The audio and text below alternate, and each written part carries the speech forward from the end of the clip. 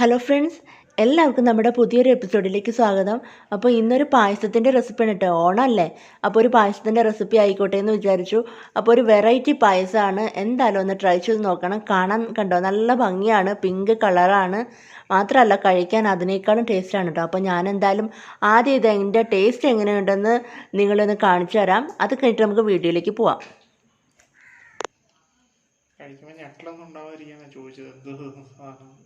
പുതിയ പായസം കഴിച്ചു നോക്കി.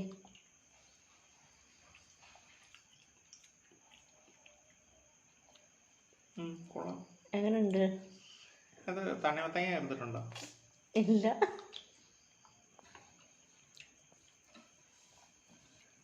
എങ്ങനെയുണ്ട്? ടേസ്റ്റ് എങ്ങനെയുണ്ട്? ടേസ്റ്റ് കൊള്ളാം, പക്ഷെ തരി പോലെ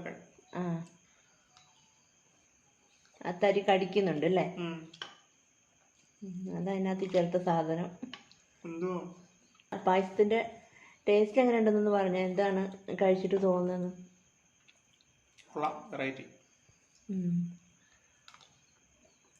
എന്തുകൊണ്ട് ഉണ്ടാക്കിയ പായസമാണെന്ന് അറിയാൻ പറ്റുന്നുണ്ടോ? ഇല്ല, എന്തോ ഒരു സാധനം ചേർത്തിട്ടുണ്ടെന്ന് മനസ്സിലായി. എന്തോ ഫ്രൂട്ടോ എന്തോ ഒരു സാധനം ചേർത്തിട്ടുണ്ടെന്ന് മനസ്സിലായി. എന്താണെന്ന് മനസ്സിലാവുന്നില്ല. സംഭവം ഒരു വെറൈറ്റി അല്ലേ? മധുരം എങ്ങനെയുണ്ട്? മധുരം കൂടുതൽ വേണമായിരുന്നോ? ഇല്ല, കറക്റ്റാ. അപ്പോൾ ഓക്കെ അല്ലേ? അപ്പം നല്ല സൂപ്പർ അടിപൊളി വെറൈറ്റി പായസം. ഓണത്തിന് എന്തായാലും ഒന്ന് ട്രൈ ചെയ്ത് നോക്കും. അപ്പോൾ നമ്മുടെ പിങ്ക് കളർ പായസം എങ്ങനെ ഉണ്ടാക്കുന്നത് നോക്കാം. അതിനായിട്ട് ആദ്യം നമുക്ക് വേണ്ടത് കുക്കറാണ് കേട്ടോ. സാധാരണ നമ്മൾ പായസമൊക്കെ സദ്യക്കൊക്കെ ഉണ്ടാക്കുമ്പോൾ ഒരുപാട് സമയമാണ് പായസത്തിന് വേണ്ടി കളയണം അല്ലേ?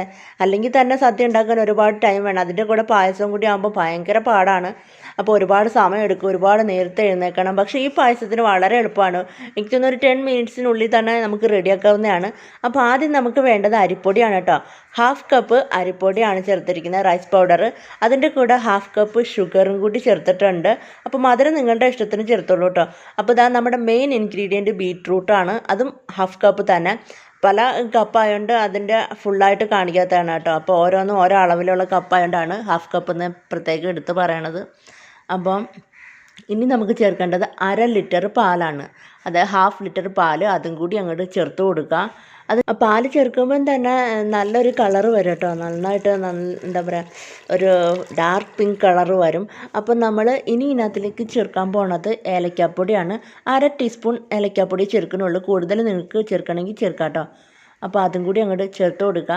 ഇനി നമുക്ക് വെള്ളം ചേർത്ത് കൊടുക്കാം. ഇതിപ്പോൾ 1.5 കപ്പ് 1.5 കപ്പ് വാട്ടറാണ് ചേർക്കുന്നത്. അതും കൂടി ചേർത്തിട്ട് നന്നായിട്ടൊന്ന് മിക്സ് ചെയ്ത് കൊടുക്കണം കേട്ടോ. കാരണം നമ്മൾ ആ പൊടികളൊക്കെ ചേർത്തപ്പോൾ കട്ട കെട്ടിയിരിക്കല്ലേ, അതൊന്ന് നന്നായിട്ടൊന്ന് മിക്സ് ചെയ്തൊന്ന് ലൂസാക്കി എടുക്കുക. കണ്ടില്ലേ, ഇതേപോലെ ആക്കിയെടുക്കുക കേട്ടോ. അപ്പോൾ ഇനി നമുക്ക് ഇപ്പോൾ തന്നെ കണ്ടില്ലേ, കളർ ഭയങ്കര കളറാണ്. പക്ഷേ ഇത് കുക്ക് ചെയ്ത് കഴിയുമ്പോൾ ഇത്ര ഡാർക്കൊന്നും കളറാവത്തില്ല കേട്ടോ. അപ്പോൾ ഇനി നമുക്ക് ഇതിനകത്തിലേക്ക് ചേർക്കാനുള്ളത് നെയ്യാണ്. നെയ്യ് ഞാനിപ്പോൾ 1 ടീസ്പൂൺ നെയ്യാണ് ചേർക്കണത്. നിങ്ങൾക്ക് കൂടുതൽ താല്പര്യം ഉണ്ടെങ്കിൽ അത് ചേർത്തോളൂ. എനിക്ക് വലിയ താല്പര്യമൊന്നുമില്ല, അപ്പോൾ അതുകൊണ്ട് ഞാൻ 1 ടീസ്പൂണേ ചേർക്കുന്നുള്ളൂ. പായസം ആകുമ്പോൾ ഒരു നെയ്യിൻ്റെ സ്മെല്ലൊക്കെ വേണ്ടേ, അപ്പോൾ അതുകൊണ്ട് ചേർത്താണ് കേട്ടോ. അത് ചേർത്തില്ലെങ്കിലും കുഴപ്പമൊന്നുമില്ല. അപ്പോൾ ഇനി നമുക്ക് കുക്കർ അങ്ങോട്ട് അടച്ചു കൊടുക്കാം. നേരെ അങ്ങോട്ട് ആവി വരുമ്പോൾ വിസിൽ അങ്ങോട്ട് വെച്ച് കൊടുക്കൂ.